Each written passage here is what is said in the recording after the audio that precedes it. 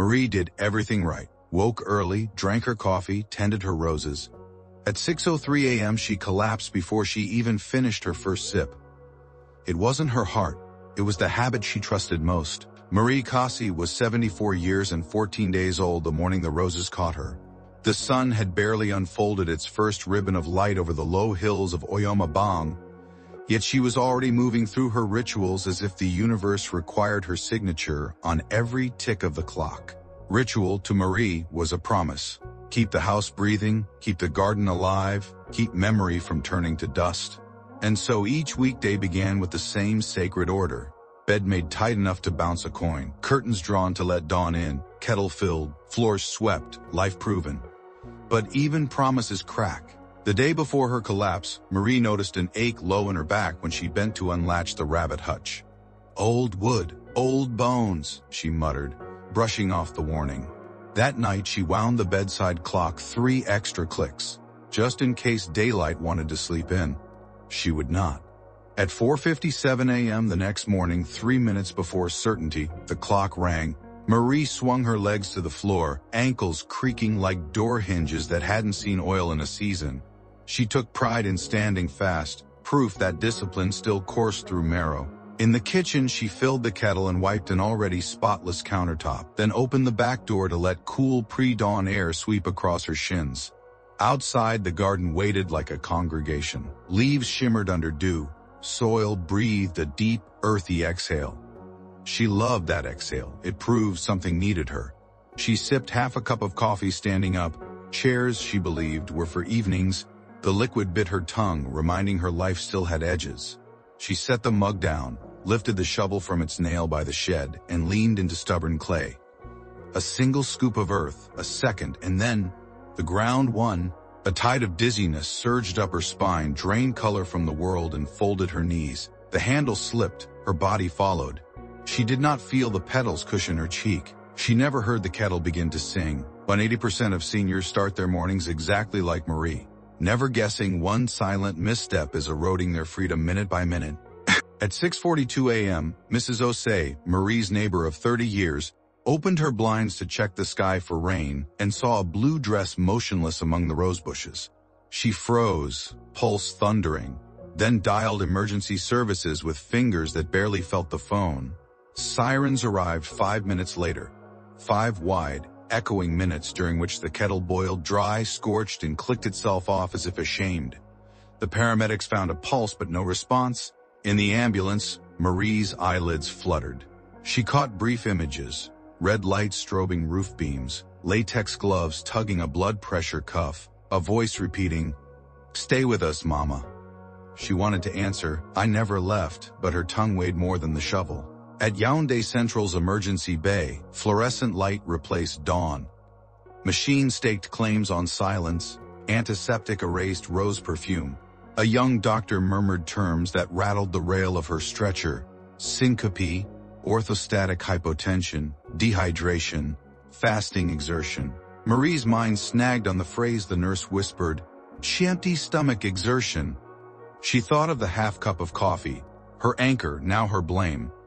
Hours slid by. Marie drifted between waking and dreaming. In one dream she was 19, flour dusting her eyelashes while her mother kneaded dough in the old concrete kitchen. "Eat bread, prove slowly," Mama said, pressing 2 fingers into the dough's center. Marie felt that push now in her chest. Gentle, questioning. She woke to monitors chirping like mechanical sparrows. A cardiologist adjusted her fourth. "Your heart is surprisingly strong, madame, but your habits are not," he explained, blood pooling. "In the legs overnight, how rising too fast steals pressure from the brain, how caffeine on an empty stomach widens the gap." Then he offered a statistic. "Souls like yours precede 70% of assisted living admissions." Marie pictured her yellow-shuttered home nailed shut because someone declared her unsafe. Rebellion rose hotter than coffee. The doctors would soon reveal one overlooked step that could have spared Marie, and millions like her, from that ambulance ride. 2 days later she returned home with bruises blooming violet along her arm and a booklet titled "Morning Safety for Seniors." Dust moons floated in the quiet house. The kettle bore a blackened scar. She touched it, winced, whispered, "I'm sorry."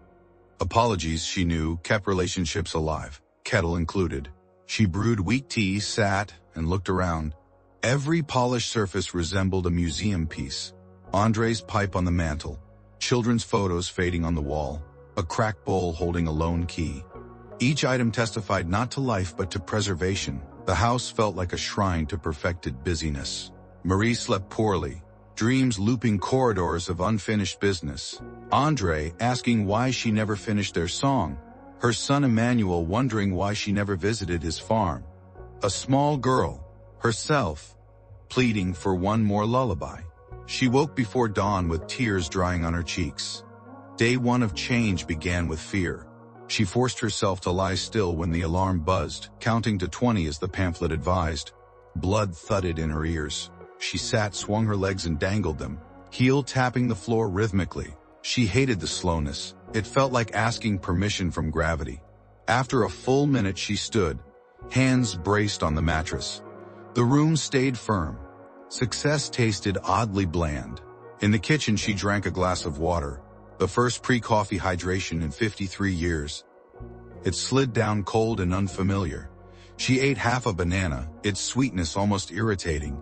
Then she poured a small cup of coffee and carried it to the porch, where dawn colored the sky peach. She sipped, waiting for dizziness that never came. Instead, she smelled wet earth, heard cicadas start their shift, watched light catch webs between posts. She thought, I have been gardening, not living. Later Claire visited. Marie described her new routine, voice between pride and defensiveness.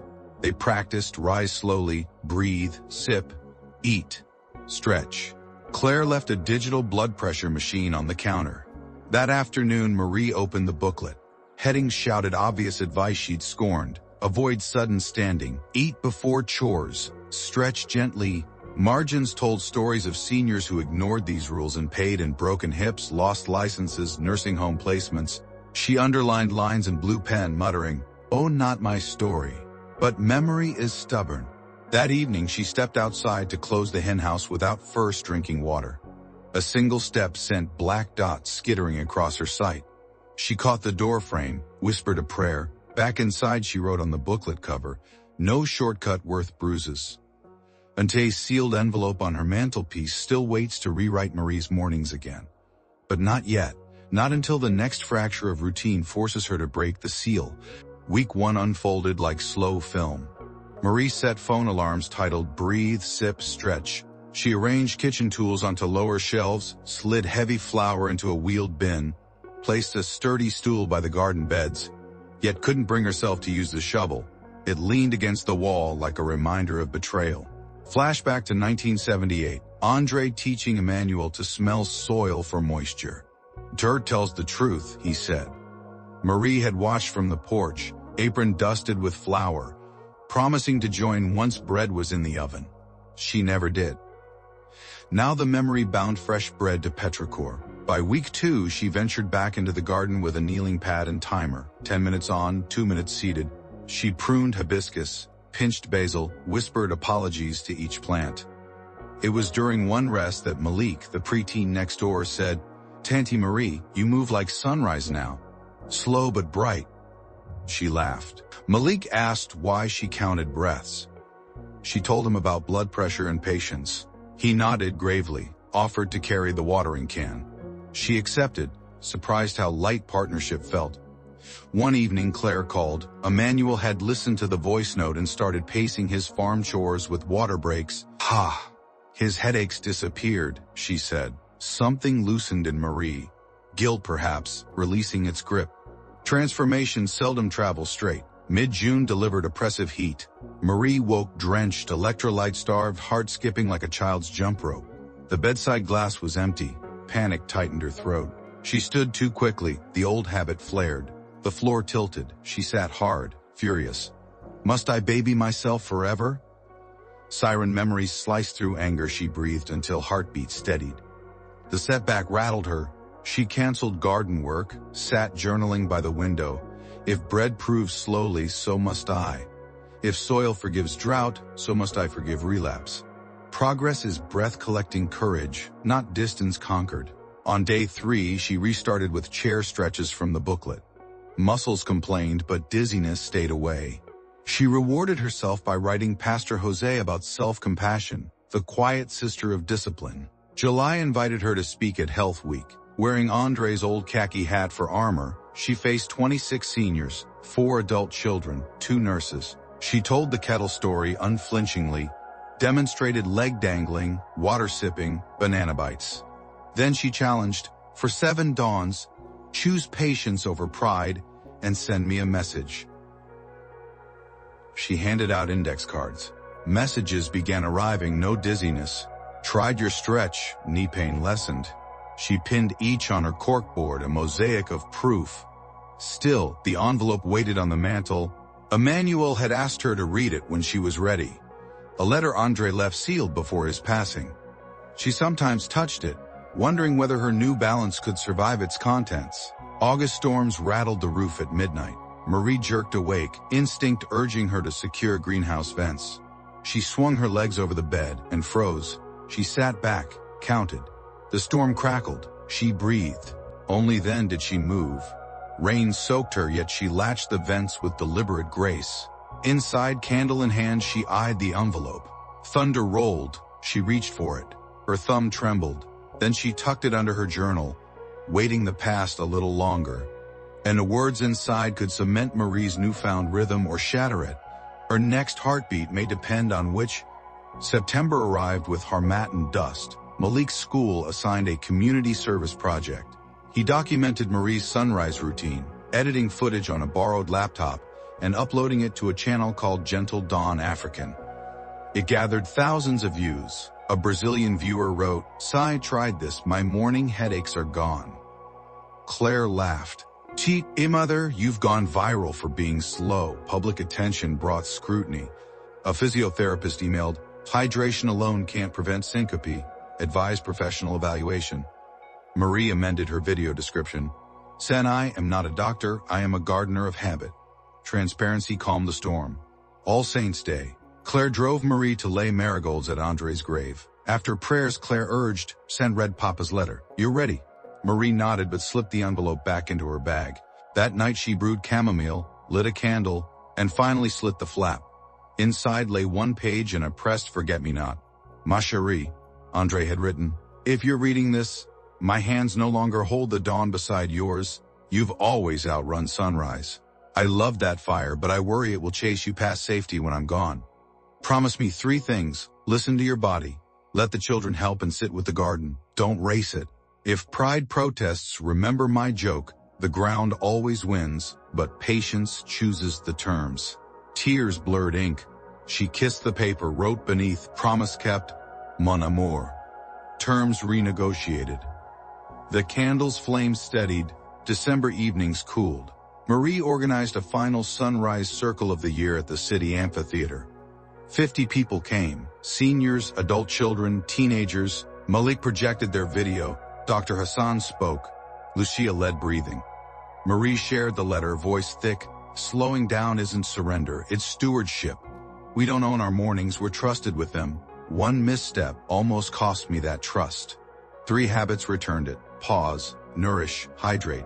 If dawn finds you weak, let these be your walking sticks." Applause rose, not thunderous but sustained. Marie's heartbeat kept pace, calm and sure. On New Year's Eve, fireworks crackled over the skyline. Marie stood on her porch, shawl tight, lifting a glass of mint-infused water to the stars. She wrote her final journal lines, "I thought freedom meant doing everything alone and fast. Now I know it is breathing together, slowly. Time hasn't shortened. I've learned to taste it." She closed the notebook on 300 pages, each word a stone in the road back to herself. Sparks fell through night air, she felt no urge to chase them. Instead, she inhaled coolness, exhaled gratitude, and stepped inside, counting 1, 2, 3 before turning toward bed. Tomorrow the water glass would wait beside the clock, and Marie would teach sunrise again, to rise at a human pace,